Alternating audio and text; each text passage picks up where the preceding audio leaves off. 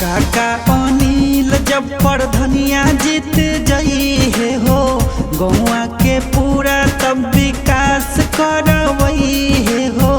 काका अनिल जब प्रधनिया जीत जई है हो, गौआ के पूरा तब विकास करवई है हो। अपने ग्राम सभा के नौआ बढ़ाई दी है, मौजा चमकाई दी है हो। अपने ग्राम सभा के नौआ बढ़ाई दी है, मौजा चमकाई दी है हो।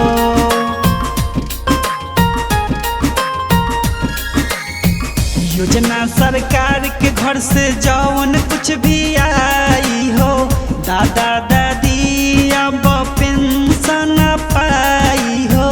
योजना सरकार के घर से जौन कुछ भी आई हो, दादा दादी अब पेंशन पाई हो।